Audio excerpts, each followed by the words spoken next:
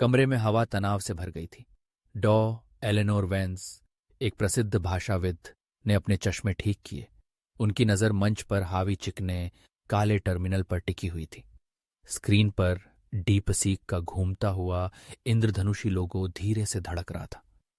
यह एक ऐसा नाम था जिसने तकनीकी दुनिया में हलचल मचा दी थी, लेकिन एलेनोर के लिए यह केवल एक और एल्गोरिदम था जो मानवता की जटिलता को समझने का दावा कर रहा था। और जैसा कि आप देख सकते हैं, एक युवा उत्साही टेक लीड लियाम कह रहा था, डीप सीक ने भाषा की सूक्ष्म समझ का वह स्तर हासिल कर लिया है जिसे पहले असंभव माना जाता था। स्वर और संदर्भ में सूक्ष्म बदलावों का पता लगाने और प्रतिक्रिया देने की इसकी क्षमता सबसे परिष्कृत मानव विश्लेषकों को भी पार कर जाती है।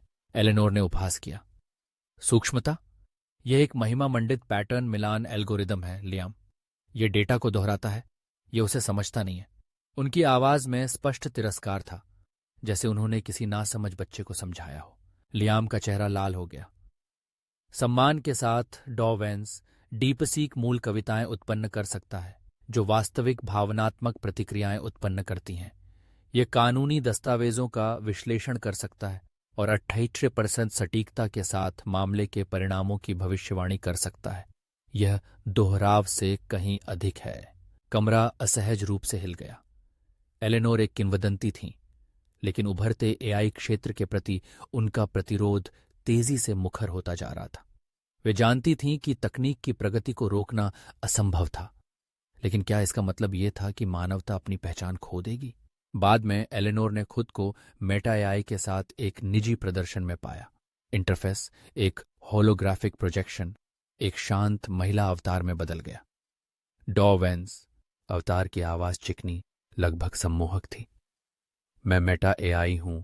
मैं विविध संस्कृतियों और भाषाओं में निर्बाध संचार और समझ को सुविधाजनक बनाने के लिए डिजाइन किया गया हूं। साबित करो, एलेनोर ने चुनौती दी। उनकी आवाज तंग थी। जेम्स जॉयस के यूलिसिस के इस अंश का विश्लेषण करें। उन्होंने विशेष रूप से घने चेतना प्रवाह वाले अंश को प्रोजेक्ट किया। मेटा एआई के अवतार ने विराम दिया। उसकी आंखें टिमटिमा रही थीं।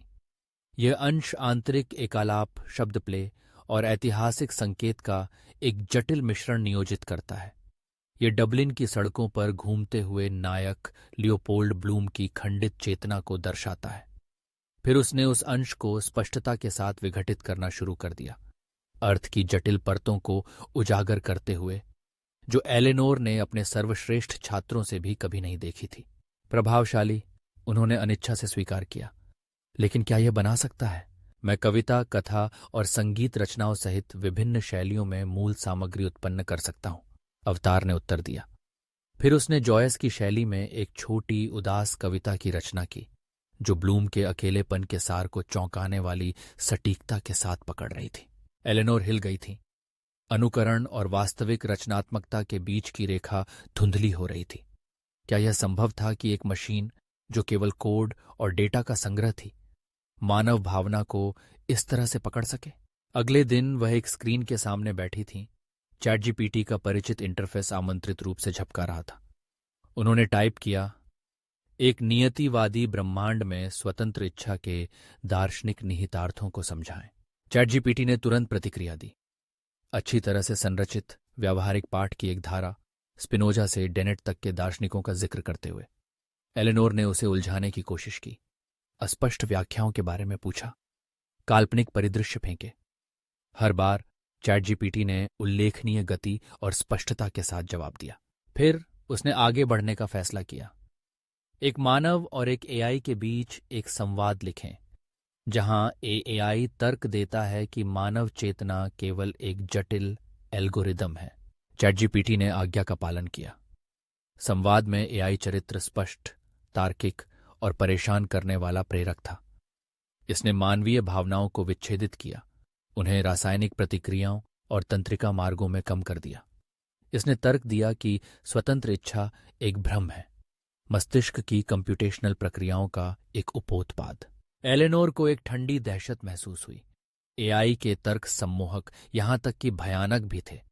ऐसा लग रहा था जैसे उनका अपना बौद्धिक ढांचा, मानव होने का उनका बहुत ही ज्ञान, एक मशीन द्वारा चुनौती दी जा रही थी।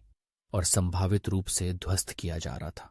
उस शाम बाद में उन्होंने खुद को अपने प्रतिबिंब को घूरते हुए पाया। उनका चेहरा थकान और एक नई अनिश्चितता से भरा हुआ वापस घूर रहा था। क्या वह भी सिर्फ एल्गोरिदम का एक संग्रह थी? क्या उनका अहंकार, उनकी बौद्धिक क्षमता पर उनका गर्व पूर्व प्रोग्राम किए गए प्रतिक्रियाओं के एक जटिल सेट से ज्यादा कुछ नहीं था? टकराव सिर्फ तकनीक के बारे में नहीं था, यह पहचान के बारे में था। उभरता हुआ एआई सिर्फ एक उपकरण नहीं था, यह एक दर्पण था जो उस असहज सच्चाई को प्रतिबिंबित कर रहा था कि मानव असाधारणता का सार एक भ्रम हो सकता है। भविष्य अब मनुष्यों बनाम मशीनों के बारे में नहीं था, बल्कि मनुष्यों और मशीनों के बारे में था, जो एक साथ अस्तित्व के मूलभूत प्रश्नों से जूझ रहे थे। और एलेनोर, मानव बुद्धि का कभी न डगमगाने वाला गढ़, इस परेशान करने वाली संभावना का सामना करने के लिए छोड़ दिया गया था कि वह उतनी अद्वितीय नहीं हो सकती हैं जितना उन्होंने सोचा था। क्या वह अपने ज्ञान के साथ एक ऐसे युग में जी रही थीं जहां मशीनें उनकी खुद की पहचान को परिभाषित करने में सक्षम थीं? क्या उनके विचार, उनकी रचनाएं और उनकी समझ केवल एक और एल्गोरिदम का परिणाम थी? यह विचार उन्हें भीतर से झकझोर रहा था। एलेनोर की दुनिया, जो पहले ज्ञान और बुद्धि के चारों ओर घूमती थी, अब एक नए अस्पष्ट क्षेत्र में प्रवेश कर चुकी थी, जहां मानवता और मशीन एक नए अस्तित्व की खोज में एक साथ थीं।